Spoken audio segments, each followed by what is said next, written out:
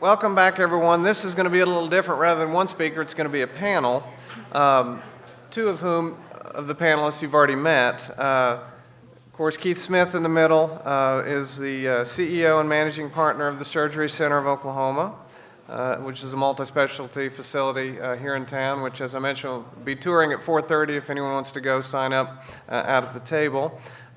Jay Kempton, another a founding member of the Free Market Medical Association, along with Keith. He's the CEO and managing partner of the president and CEO of the Kempton Group, which is the TPA here in Oklahoma City. And then the other panelist you haven't met is Jim Melloway, who's a partner at the Holmes Organization, which is a brokerage and consulting firm in Tulsa with offices in Oklahoma, Texas, and Arkansas. And he's also the founder of TheZeroCard.com, which is a unique marketplace for transparent healthcare services. So I'm going to let you three gentlemen talk, and we'll start with you, Keith. Okay. Good morning. Adam's a hard act to follow, but I'll try. Adam, thanks again for coming. As a physician sitting in the audience, I understood most of what Adam was talking about in all the alphabet soup. But the other physicians in the audience, I know your head was swimming, probably having heard it for the first time like I did when I heard some of that for the first time. When we put our prices online, our idea in the very beginning was to attract individuals, people with high deductibles, people that had no insurance at all. And like I've said, the Canadians were the first ones that showed up. I said, somebody recently, the millions of Canadians streaming across the border to get care in this country have discovered the only single payer upon which they can rely is themselves. But we had a little bit of success, but it was very slow, and I remember being very frustrated that it didn't take off a little more. And we were actually self-funded, and we're self-funded at the Surgery Center of Oklahoma. We have, I think, 39 employees, and we're self-funded, and we've saved about $3.5 million in 8 years net. So I'm saying all this because for those physicians out there who don't know these things, 60% of all claims paid that are not paid by the government are paid by self-funded companies. And these are wages that otherwise would have been paid to these employees. So it's just one step away from a direct payment from that patient, really. It is such a gigantic market that to not tap that, to not try to plug in and get involved with the self-funded entities is really foolhardy. And the ability to really change healthcare in the United States, I think, and use the power and the beauty of the market is dependent on tapping into that market. It is so huge that the price deflation that will result, it is resulting right here in Oklahoma City right now, that forces all of the players to scratch their head and take a look at all of the prices for everyone. So, Adam Smith, he brokered the argument between David Hume and Francis Hutcheson. In Scotland, they used to have these arguments in the pubs, and Francis Hutcheson was a devoutly Christian man who believed ultimately man would do the right thing for his neighbor. And David Hume was an atheistic skeptic, brilliant guy. But he believed man would always do what was in his self-interest. And these two men were great friends, and they had these lively debates in Edinburgh and Glasgow, and just had these wonderful debates attended by, you couldn't get in the place when you read the descriptions. And this fellow named Adam Smith shows up, and he ends the debate series by pointing out that they were both right, that when we act in our self-interest, everyone else's boat floats higher. When the physicians understand a lot or even a little bit of the terminology that you hear coming from the brokers and the self-funded benefit administrators, when you understand that and you figure out how to tap into that market and to understand that and to help the employers understand that you are willing to embrace the discipline of the market, just like they do in their business. That you will see is in your self-interest, but you will also see that all of the players that are receiving health care in the entire country will benefit. All ships will float higher just from the mutually beneficial interaction. Corey Cook, her advice to me when we first met was to identify and avoid the layers. And that rings in my head a lot because as a physician, I have a hard time, I'm not trained that way. I mean, I'm not trained to identify layers that don't belong. And a lot of people that are in the healthcare business are layers and frankly are evil. These two guys are not part of that. Jim Milloway is a broker who is earning his living the ethical way, the right way. And Jim, his idea is to save his clients money. His idea is to introduce and accelerate, to pour gas on the free market model of healthcare delivery. And he's anxious to have more players like me and like everybody in this room. I mean, the more the better. I mean, you want me to have competitors, I think. Oh, yeah. Yeah, certainly. Well, as Adam had mentioned, most employers out there, whether they be fully insured or self-funded, they trust the advice of their broker or their agent. As Corey said yesterday, as Keith just said, to avoid the layers. Corey Cook yesterday said, if you're going to do business with anybody as an employer with your employee benefit plan, you want to always seek value.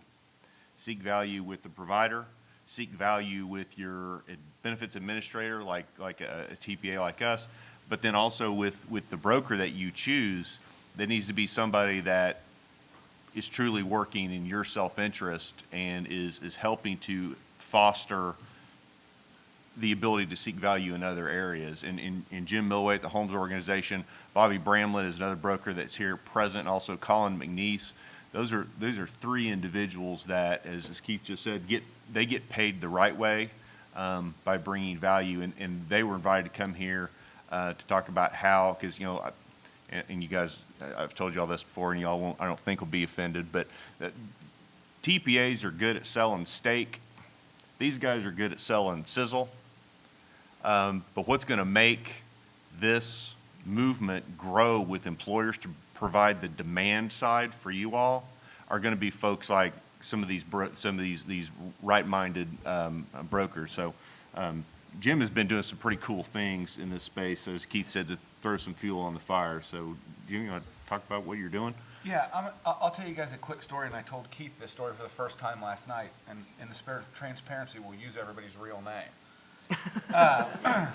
We like naming names. There's a manufacturer outside of Chicago, Illinois, in a suburb called Rockford, Illinois, called Bergstrom, Inc. And unless you're in the trucking business, you have no idea who Bergstrom is. But if you were in the trucking business, they more than likely built the AC unit in every truck cab you have. And they've got 700 employees or so in Rockford, Illinois, and they called us and said, hey, we heard about what's going on in Oklahoma City, and we want that kind of deal for us. I said, we don't have any providers in Rockford. They said, well, we don't care. We'll fly everybody to Oklahoma City. So we said, okay. And then we didn't tell them, because it really only took us not too long to find some providers when we said, hey, do you want some cash-paying customers that pay in 5 days? And the provider said, yeah, sure. But here's what happened. The title of this talk was How the Market Works, or How It Doesn't Work, depending on what your perspective is. And so we go up there and we see them, we meet with their brokers and all this, and we say, okay, here's what we need. We know that you guys buy into this, but we need claims data. We want to show you really how much you've been overpaying. Even though we don't need it for you guys to hire us, we think we owe it to you to show it. So we go to Blue Cross, or their broker does, who's their ASO, and we say, hey, we need the claims data. And then Blue Cross says, To see what they've been paying out of their own corporate assets. so Blue Cross says, well, what do they want the claims data for? And I said, just tell them we're doing an analysis. The broker says, great news. I got the claims data, but I need you to sign something. So he emails me this, and I'll read you this. I'd never seen this, so this is new. This is exciting. And I told the broker, I said, did you read this thing? And he said, well, I kind of skimmed over it. And I said, I hope you didn't sign it because I'm going to read you one thing. Company, that would be Holmes, expressly agrees to refrain from utilizing the confidential information for the purpose of providing transparency services.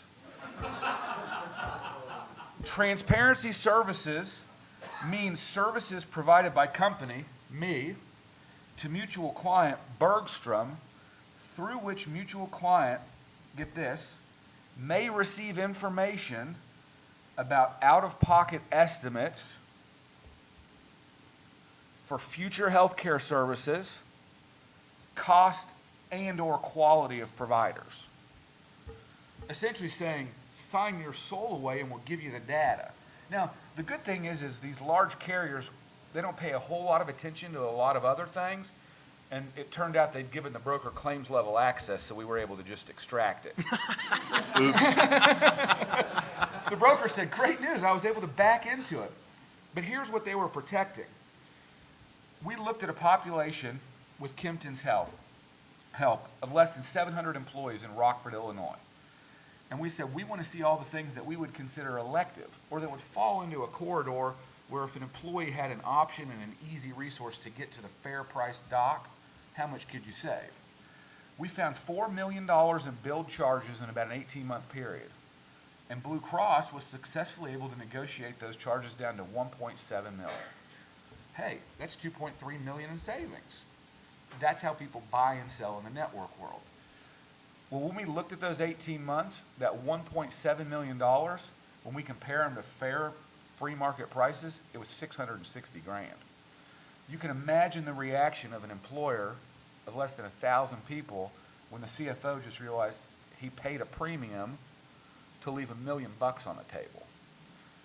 That's what employers are fighting.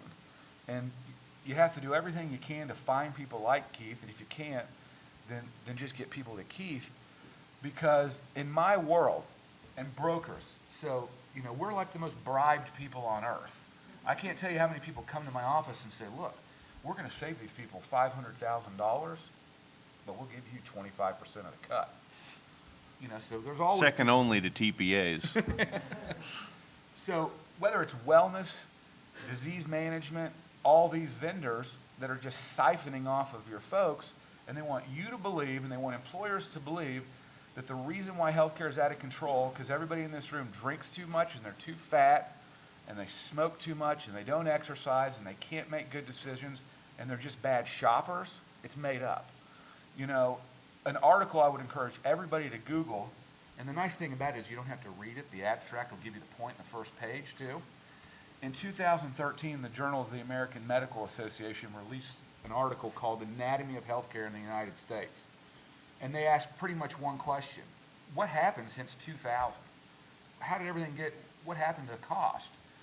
And they said that since 2000, cost, especially of health systems, administrative devices and drugs, drove 91% of cost increases, price and price alone. So you could have been doing everything on earth correct, but an MRI went from $200 to $400 to $800 to $4,000. And, that's what you have to get. And Adam makes a good point. Nobody asks. Nobody has any idea what any of these things cost. Everybody's quick to believe when you're told, well, that's just what it costs. Healthcare is expensive, and most employers, most patients just say, well, there's people that are watching this for me. And so, when Keith, one of the very first for the reason video is when you made your statement that healthcare really doesn't cost that much. I think the first time a lot of us in this business heard that line, your jaw just kind of hits the floor because that's counter to everything that we've always been told. So anyway, it's good stuff. We kind of envisioned this being kind of a Q&A as well, so we didn't really have any prepared remarks, as you all know us. But yeah, go ahead. What do you guys What do you see as an appropriate level of compensation to incentivize a broker to push this methodology out to their employer groups? Okay, so I think unequivocally, you can't let your broker take commissions on anything. I mean, not a single thing. It has to be a straight fee. And if you want to look at it like you pay an attorney and how much time your broker's really spending on it, I mean, you can look at it like that, but you know, you meet and talk, and generally if our fee's about half what they're paying their other broker, but we do some on per employee per month basis. They're priced like that because people want to see them. We have other employers that pay us flat fees. We have employers with 15,000 employees, and people say, "Oh my God, that must be the best account. How rich are those guys getting?" Well, they pay us $100,000 a year. We see brokers with fully insured accounts with 200 employees making $200,000 a year. I mean, the fact is, people don't know what they're paying their brokers either. And I mean, you pay them like you pay any kind of service provider, and make sure you're getting value out of them. Keep in mind, all these things that happened in Bergstrom and Rockford, Illinois, the reason why the other broker went and had to figure out a way to extract that data is because the broker said to me in an email, "We can't push back on Blue Cross anymore because we need them." I mean, that's a pretty clear signal that you're not getting a whole lot of value out of them. I had a question about if you've had any success at basically negotiating deals with hospitals, and just wanted to share some of my personal experience. I negotiate directly with providers to get discount prices and contract with them directly for my patients that have no health insurance. I sit on the board of trustees of my hospital, so I sat down and had a meeting with our chief financial officer, and I said, if I get a phone call in the middle of the night and my patient tells me they're having chest pain and I tell them to go to the emergency room, what financial commitment have I just made to that patient by giving them that advice? Because I want to have a ballpark as to what they're going to be expected to pay. Is it $1,000? Is it $10,000? And the short answer was, well, we need more specifics, so we really can't give you that information. And I said, well, that's your most common visit to your emergency room is chest pain, so you should have some idea of what you're going to bill for that sort of thing. And we even got down to the point where I said, okay, patient comes in, they get a chest x-ray, they get an EKG, you give them an aspirin, they get morphine, they have a turkey sandwich, and they're there for 8 hours. What's the bill going to be? And there's absolutely, we couldn't get there from there. And then it went further to the point of if I said, if we could get the patient to pay you, basically give you a credit card right then, what sort of breaks can we get on that? And they said, well, there is no real mechanism. Even if we wanted to do that, there's no way for us to do that on the front end. We'd have to completely redesign our systems to make that happen. You asked a couple questions there. The one, about, certain areas within medicine that, we can't come up with a price. We have no mechanism to take cash. What I found in this adventure is that where there's a will, there's a way. In other words, if the provider under their own free will wants to operate their practice or their facility in this manner, they can figure it out. We've seen that over and over. But as far as negotiating with a hospital, like Adam had mentioned, a lot of the hospitals, if they're not willing to talk and interact, you're kind of stuck with network contracts. He said that it was kind of a hybrid is kind of the approach that makes some sense, and that's kind of what we believe in too. But there are a couple of areas that I think most good TPAs will kind of draw the line saying one of them is dialysis treatment. Other thing that kind of got my man crush on Keith going was over implantable devices. Implantable devices are something that we've had a lot of fist fights with hospitals because, like I said in my opening remarks, we require an implant invoice for every single implantable for every single client of ours. And if we don't, and by the way, we hold at our company, we hold implant charges to whatever the hospital paid for the implant plus 100%. That's our allowable. I don't care whether it's a network or not network. That's just a limited benefit written into the plan. And I see some of y'all licking your chops going, wow, if I can make 100% on every, you'd like that. Yep. Except that it's Crazy. It's not ethical. But some of the hospitals that we'll get into some fistfights for, you would have thought that we just stole their firstborn. Baylor. You got it. I mean, they will drive, they will sue a TPA, an employer, anybody that stands in their way, even when you're offering something that is incredibly it's reasonable, it's rational and everything else, but as Adam said, they don't care. The agreement said X, you did Y, hang on, you're hearing from our attorney. Yeah, and Lee, and something else to understand is because they won't give you an answer, doesn't mean they can't. They don't want to. I mean, it's game over for them if they do.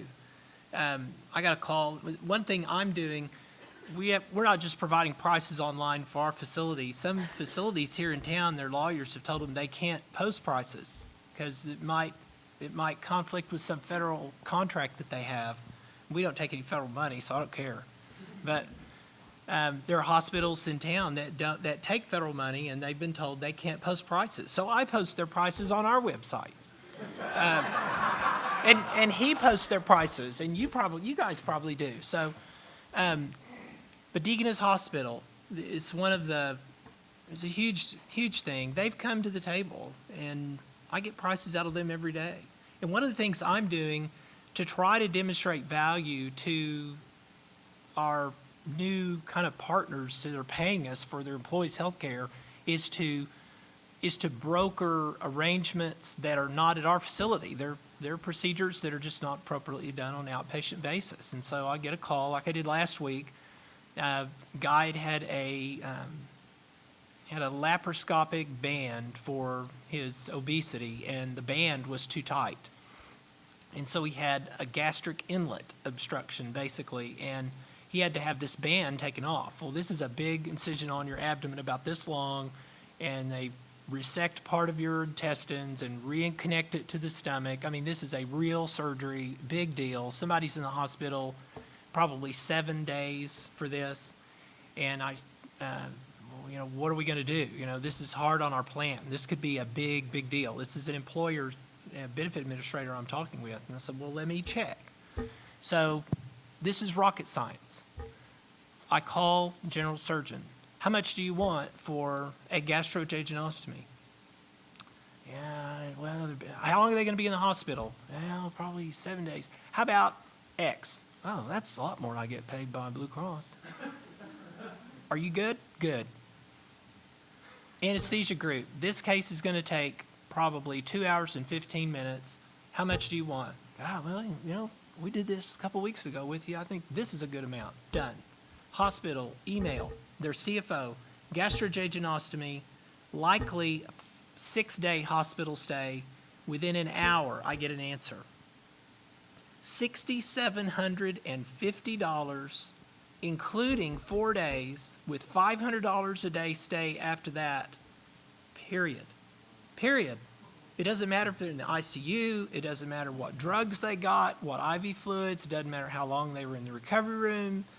$6,750 plus $500 a day after day 4, because 4 days were included in that.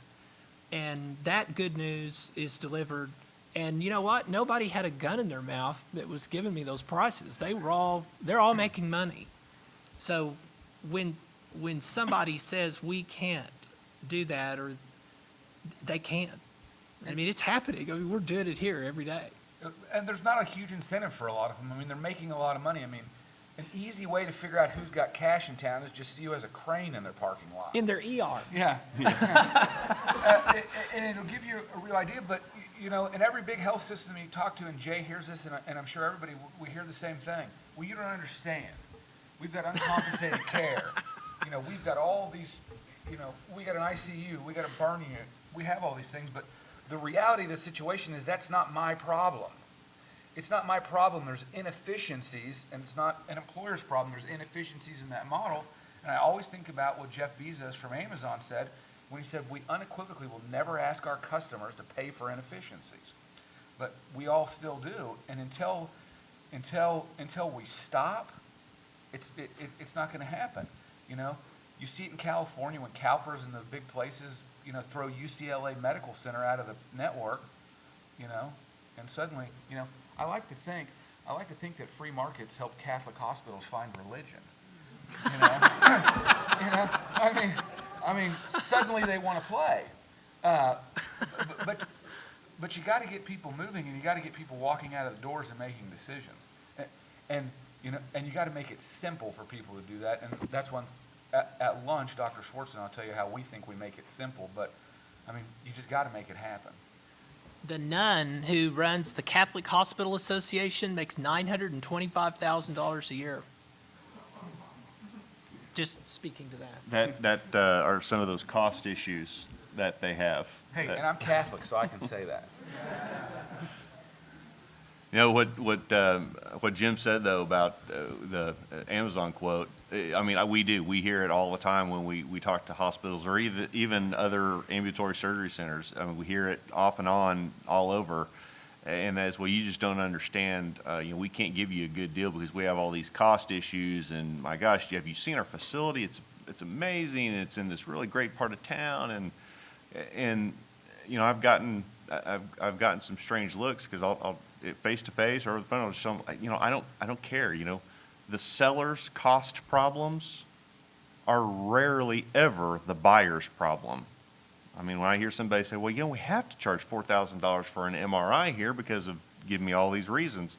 So, well, you know, you've actually made a pretty compelling case that you're a really great place not to buy an MRI from. And they're not used to hearing that, but those are the market discipline that, you know, if you've done things within your facility that requires you to have to charge $4,000 for a shoulder MRI, you probably need to look at your investments because I'm, you know, an informed buyer's not going to pay that. The fact is, though, they're not used to seeing informed buyers.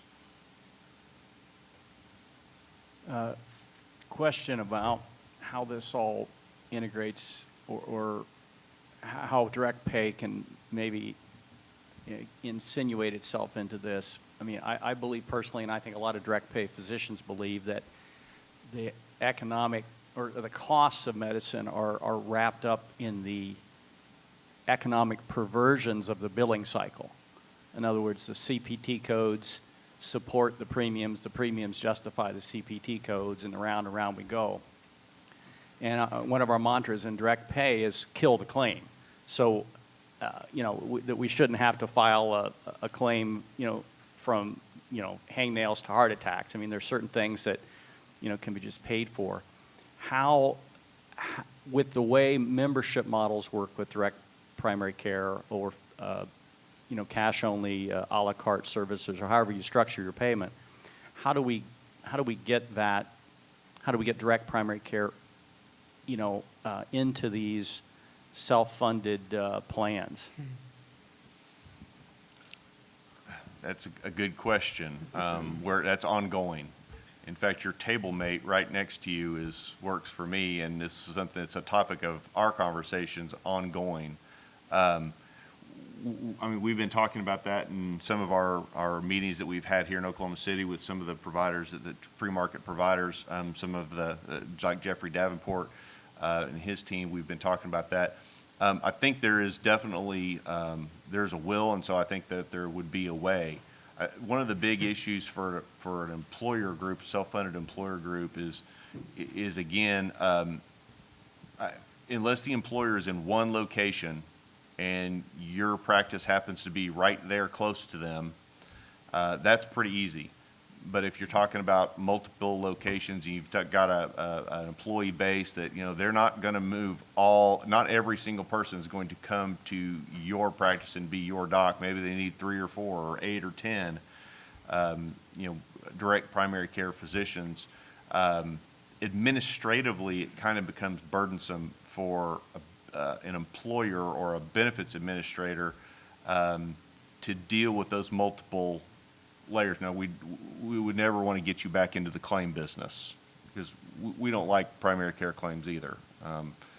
So we want to look at a way to make it very, very efficient. But somehow being able to aggregate those membership fees and then be able to come up with some methodology where, say, an employer could maybe pay half of it or some portion of it to some sort of an entity, and then each direct primary care doc kind of gets paid, and you kind of manage, you know, when y'all are dealing with individual patients, I mean, you all kind of manage eligibility. I don't want to use an insurance term here, but you manage eligibility, you know, who's paid and who's not paid. If you start having an aggregator, now you kind of start getting into eligibility questions. You know, is everybody paid? Does Sally Sue still work for that employer? Are they still getting? But we're very cognizant that we don't want to drag those direct primary. We're trying to hammer out some sort of a deal where we don't get back into the complexities of the status quo, but it's ongoing. And how exciting is it that, I mean, Lee Gross is here with Epiphany Health, and Atlas MD was here yesterday, and he's in the same room with these guys and these guys. And so that's how it happens, is that you get these elements together that typically don't interact. And I mean, Lee's concept is extremely out of the box and entrepreneurial, and Atlas MD is too. And like, there's a will, there's a way. I think that the solution is there, and when it's landed on some night, suddenly when Lee wakes up in the middle of the night, that it'll be, duh, that was easy. And it'd be like, putting prices online, duh. But that's one, I just wanted to say that, because that's kind of thing we had in mind for this association and this group, was to get the minds together that can make these decisions. And somebody's got an idea, and the person that's going to implement it says, no, that won't work because of this. And then you find out how to do it. I think it's doable. Yeah, we're trying to build a new marketplace here. So yeah, I'm trying to connect these islands of innovation. Was what was kind of the thought. So. Good morning. Keith, in your opening statements, you said ID and avoid the layers that don't belong. And I think probably there's a significant number of people that don't even know the layers. So if you guys could kind of go through and say, here's what the layers are, and then be able to identify what those are that you say to avoid. I confess to not being great at identifying them, so I'm going to defer to these guys. Seriously. So here's the easiest way to cheat on doing it. So probably some of the direct primary care guys know Garrison Bliss at Q Lions. So if you Google Garrison Bliss workflow, he took a great workflow that said, here's how primary care works outside of direct primary care, and here's how it doesn't. And it gives you an idea of all the touch points. And a lot of those touch points are going to be similar, whether that's primary care or whether it's a knee replacement. And it'll differ in health systems, and it'll differ slightly from parts of the country.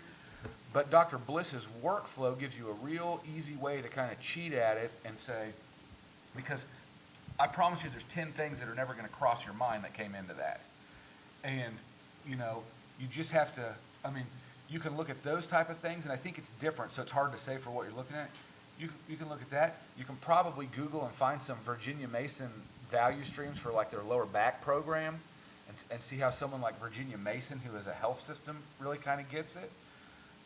So there's some people out there that'll give you kind of a template that you can work off of to try to figure out who's just fat in the equation.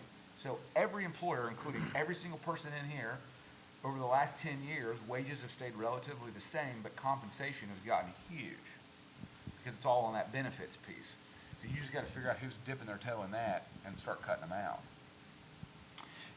From my perspective, you know, the biggest layer that you know, or the PPOs. I mean, I said it from the very beginning, but I mean, you know, Adam just gets, you know, the TPAs in the room just gets our blood boiling because he articulates some of the frustration that we're dealing with. But yeah, for the providers, you know, getting the managed care companies out of the way, getting the preferred provider organizations out of the way. We like preferred providers.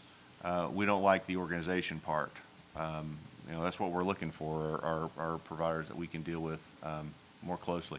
But that's a big layer. You know, brokers that get paid on a percent of claims or a percent of premium, that's a layer. TPAs, if you're a self-funded employer or you're dealing with self-funded employers, if they're dealing with a third-party administrator that somehow gets paid on a percentage of the claims savings that they provide. I mean, that you know, that starts to dull the incentives. You know, the incentives are not in the right place anymore. As Adam said, you know, if you're out there making money off of the percent of some sort of savings generated, how do you maximize that revenue? You know, the pitch to the employer is, well, you want me incentive when I save you more money. Well, how do we save you more money? By having a larger bill to start with. So those are some of the layers. I don't know if that answered your question completely, but, okay. Yeah, so we had a TPA that one of our employers negotiated an out-of-network facility with an out-of-network doc and anesthesiologist for a spinal fusion, but they saved us $90,000. They spent $120,000 of the plan's money without asking and made it in-network for the employee, so there was zero skin in the game. And then when the CFO about ripped their face off, they said, oh, well, tell us what number we should call and ask. And I said, what? And they said, well, if it's over 50,000, should we call? And I said, no, tell people to use common sense. Because if you're paying 15 grand for an MRI, it's below the threshold, but still a horrible deal. I mean, they just don't get it, you know? I mean, I can't tell you how many times on that call we heard that we saved $90,000. And for that surgery, Stan, what'd that surgeon get paid? You remember? 82,000. For what? It was a internal fixation of the scoliosis. But we saved 90 grand. That's fat in the system. Keep saying that. I'll tell you one thing I learned that, and I still hear things that my mouth just falls open. When my wife and I went to the Caymans, gave a speech down there to a captive group, this Berkeley group, and there was a former broker for a huge brokerage. It was Gallagher, and he had a crisis of conscience and confessed to me that when they looked at their clients and they were trying to decide which carrier, which PPO to recommend to a General Electric or whoever, they had a spreadsheet and they had all the decision points. And the last one, the most prominent one, were overrides. So if Aetna felt like they really, really, really had to have this account, they paid that broker more to recommend Aetna to that client. So there's a layer. I mean, that's the kind of stuff that's behind the veil that, these doctors that here, you're probably crossing your eyes. I mean, we don't even think about that kind of stuff, but that's the kind of dirty stuff that's going on, and why it's important for the clinicians in the room to interact directly with those who are actually paying these bills. And those are the layers mess it all up. Yeah, Todd. That's come up a couple of times, the communication. This is not a normal conversation because we're just starting it. You've obviously been there, the two of you. Do you have some suggestions for us on, how do we go about doing that? The communications directly between the providers and the facilitators. Well, you and I are having that conversation. I mean, Dan, you and I are having that conversation. Jay and I are with. I think that as there is more and more interest, and there will be more interest because more patients are walking out of facilities and physicians' offices because they're not part of this. They're not part of this deal, and so we've got everybody's attention. There's more and more physicians want to be part of this and understand the benefits of, by and large, not even dealing with the carriers. They're going to be eager to have that conversation more and more. This association, I think, can facilitate that. We've actually kind of been playing with a local affiliate of this association where those conversations are happening. So I could see that, or even regionally having those conversations. And all the physicians that I talk to, they want to know, how do I plug into this? How can I be like you in the primary care world? How running Oklahoma Spine Hospital, how can we do that? Oklahoma Heart Hospital. I think Deaconess Hospital eventually is going to just give us a list of prices, and I won't have to ask for them. I think that's close. And there's like a handful of people in the country that sit on the broker or consulting side or kind of in that realm that really get it. I mean, so like if someone said, we had a discussion last night about Clearwater, Florida, and they said, as a facility, what's our next step?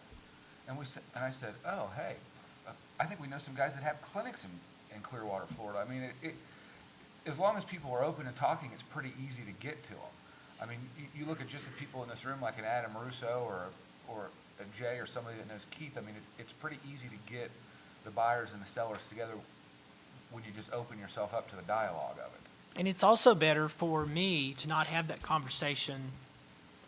I have those conversations now because I kind of get the lingo. But for a noob, it's probably not a good idea to have that conversation directly with an employer because they're going to ask things and use letters and you're not going to know. It's better for these guys to, and for Adam and Corey to go out and swing an axe. And so, here's the deal you need to know about employer because like Jim says, I mean, it's the employers are listening to and traditionally don't trust the unethical idiot who charges $82,000 for scoliosis repair. I mean, how do you trust that guy ever again? So, And it's tough. he shouldn't be having that. That guy is not, he doesn't have any credibility. These guys should be having those conversations, I think, on our behalf, by and large. If you can find brokers or consultants that understand it and say, hey, we think you can make a lot of money by effectively sizzling us up, like Jay says. I mean, the brokers that get it will do it. But yeah, you got to get in because every employer is different. It's like every other thing. It's like some places, like the last person on earth you need to talk to is the person running the benefits plan. And other places Yeah. it absolutely is. Other places you have to be at the CFO. Other places the CFO's a dope. I mean, Well, and Todd, that's that's on the employer side, but on the facility side, it was what you were asking. We found the last person you want to talk to about transparency is the director of managed care. They don't get it. I mean, all they know is what the last Blue Cross rep told them. And so you've got to get to that facility manager. You've got to get to the CFO or the CEO of that facility. You've got to have somebody that you can get your hands on. And then the other thing that we do, and this is actually kind of a principle of the FMMA, and we don't have really a list of principles yet, but I'm going to vote to have this be on there, would be that any time an employer on their own or through their third-party administrator or wherever, if a facility was to come up with bundled cash pricing, then we're going to get a button that says one cash price for all. And that, what I mean by that, that's a pretty powerful statement if you understand what I'm saying, and that is, this business, kind of how we got to where we are with all the distortions and all the layers, is these PPO networks are essentially, they are pricing brokers. You buy access through them to get a price, not a good price, just a price. So there's an entire industry of layer that is out there hawking discounts. And again, this is not about dictating to anybody what they can charge. The free market will determine whether your price is good or not. But what we do ask, and this is Keith's model, and that is, he didn't care whether it was Sally Sue uninsured walking down the sidewalk, or if it was Blue Cross and Blue Shield, or if it was Kempton Group or Health Smart or whoever. If you want access to my pricing, it's good. But you better make this, it's got to be a cash transaction or something that's equivalent to cash type of transaction. If you can pay me fast and 100-cent dollars, then that pricing is good. But we have had some facilities that have looked at this and said, well, we want to be transparent and have cash pricing for you. Oh, but we're going to have different cash pricing for somebody else. And that's a slippery slope. We know what that looks like. That looks like today. And so that would just be that's something else that we always carry out there to the provider when we're talking about this, is there's an industry of self-funded employers out there that want to deal with you. But if you don't want to get in the business of if you don't like networks and you don't like all the distortion, then you're going to need to come up with a one cash price for all. And if somebody don't want to pay you cash and they want to make it subject to deductible or whatever, we can definitely have that conversation. But we think that the price should vary depending on whether it's cash or it's something less than cash. Just from a primary care perspective, as a physician, just doing this for a few months, I've started learning a lot, and one of my favorite questions is, well, how does that person get paid? because that tells me what their motivation is. And I'm asking the employers because I don't know. I'm like, well, how do you pay that person? And when I find out stuff like, well, they're paid on commission and things like this, I start asking the question is like, so do they have any incentive to change or give you a better deal as an employer if there is one out there? And so I'm trying, just from my own perspective, to put a bug into some employers' ears and make them think, okay, well, they don't have an incentive to change, so they're an added layer. That causes expense. And even some of the employers, I try to talk to them and I try to suggest some of the members in this room, and they look at me funny because they don't want to think about it, and that's very frustrating. But I just keep trying to ask the question, well, what incentive is there for the people you're working with now to do better for you?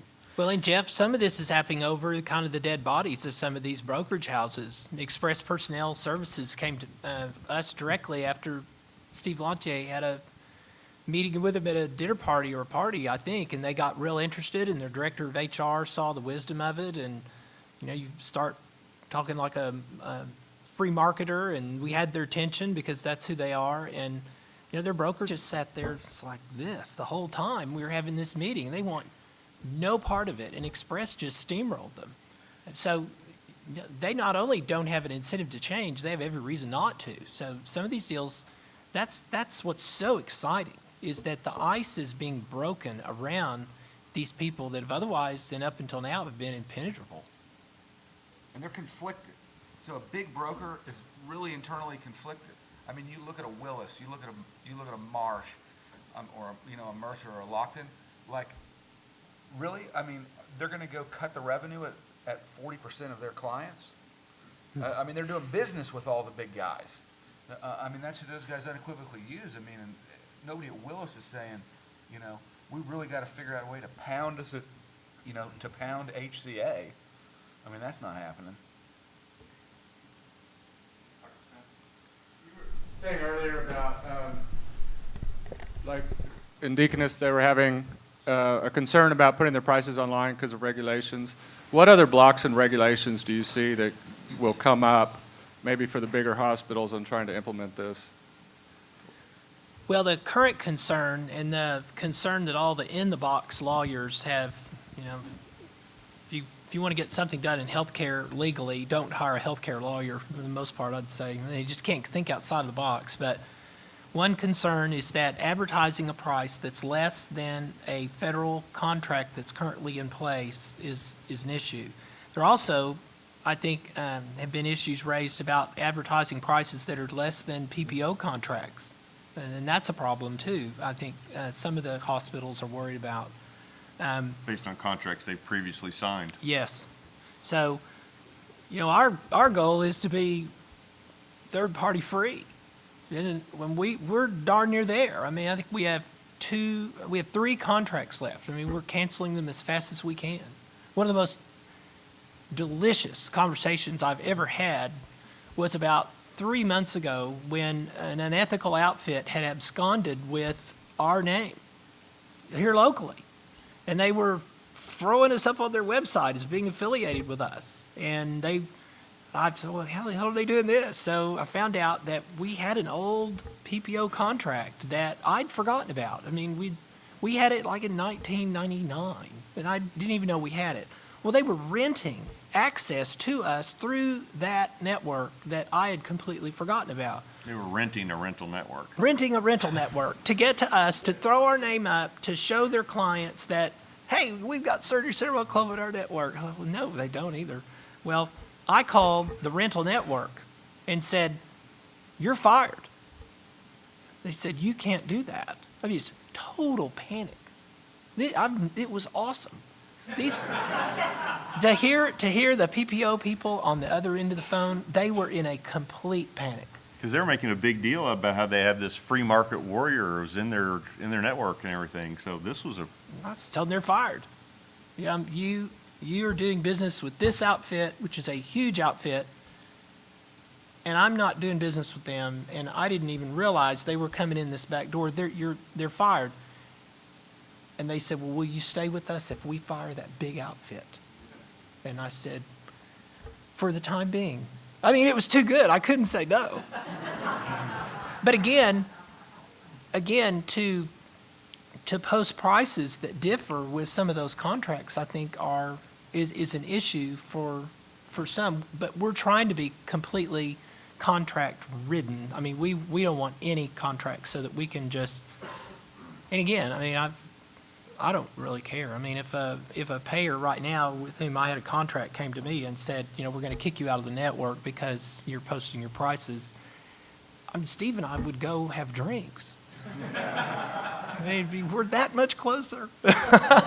And frankly, if they kicked us out, that would be a real problem for an employer who is gaining access to us through that network, because now what option does he have? He can only directly contract. But the obstacles to post prices are primarily federal.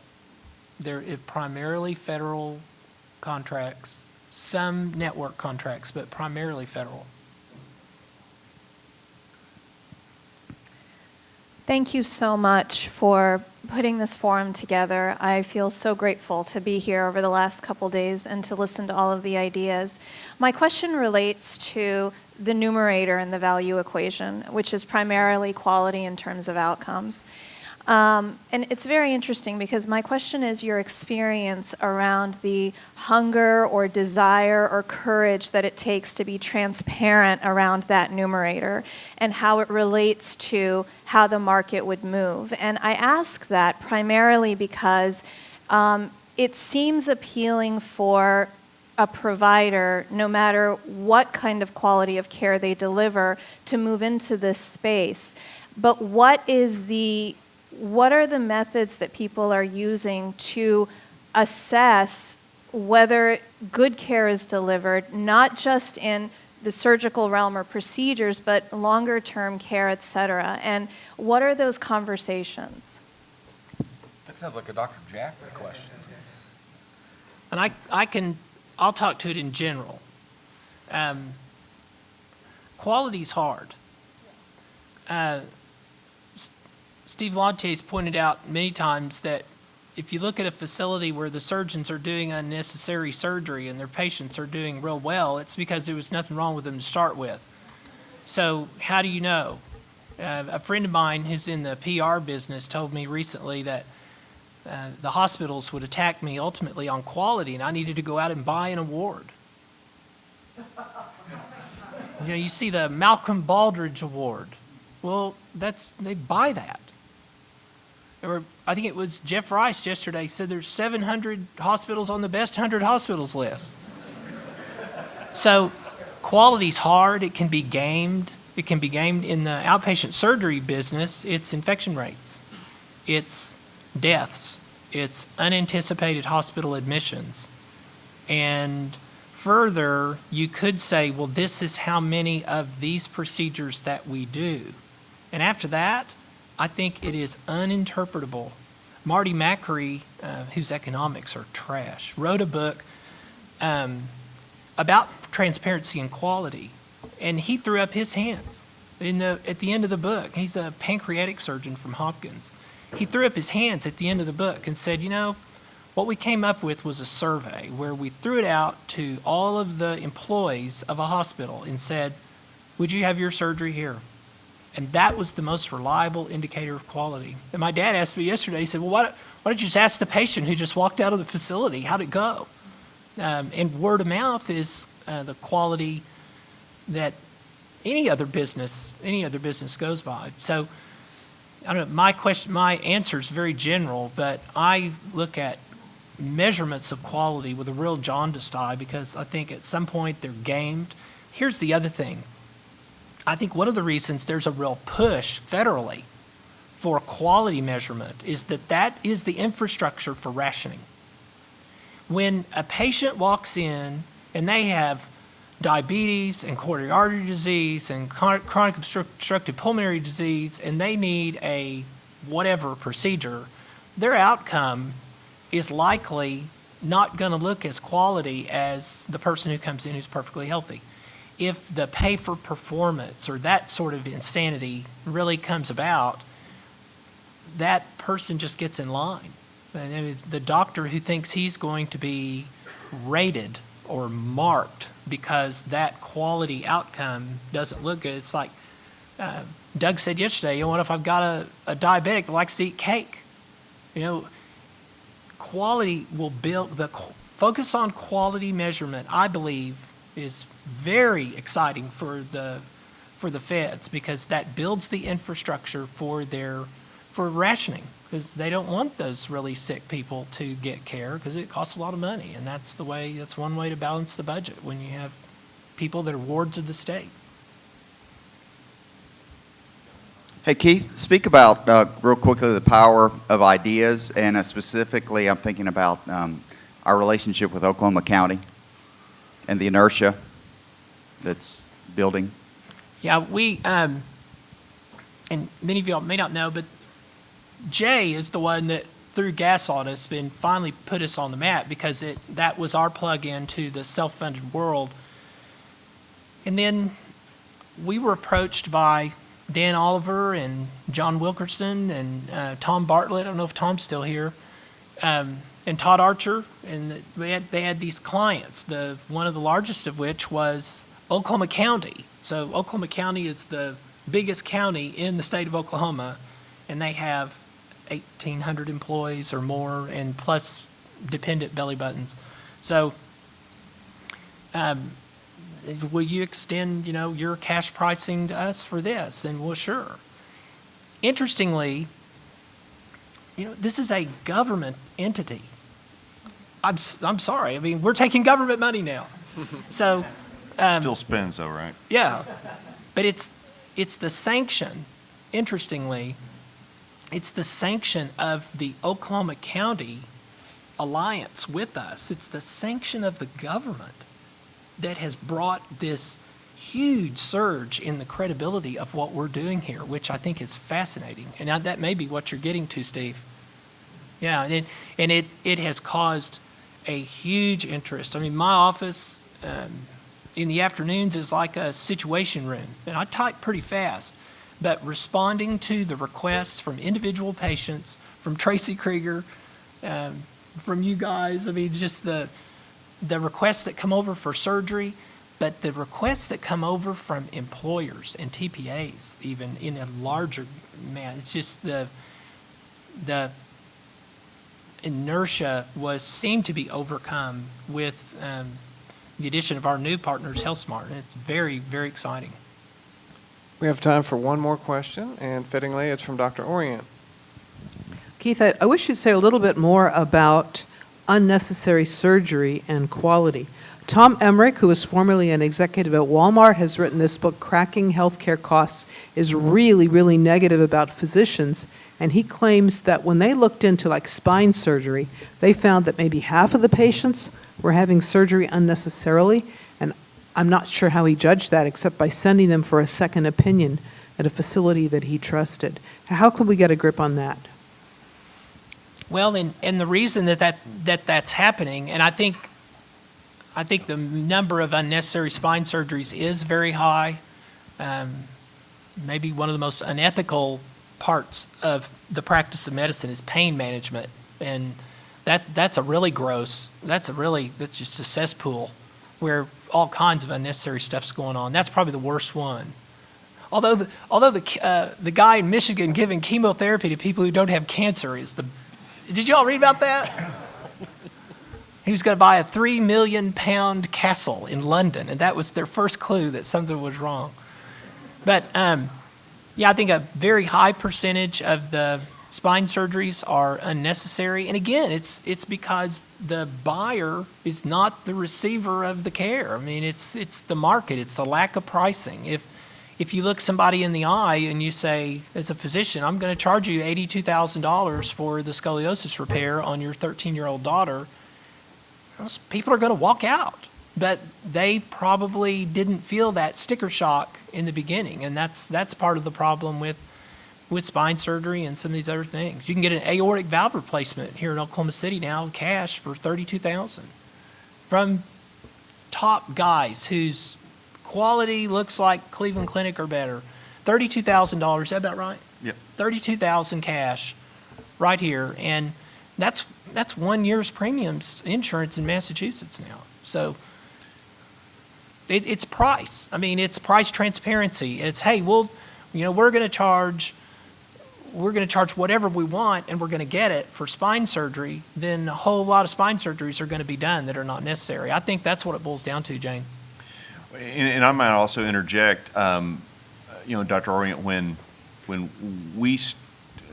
told you all my introductory remarks, I kind of shook Keith's hand and said, hey, we're going to start paying this at 100%, not really knowing how to do it. And as I'm driving back to the office after we had our meeting, the beginning of all this, the other thing that popped into my mind that I think, oh my gosh, have I just stepped in it?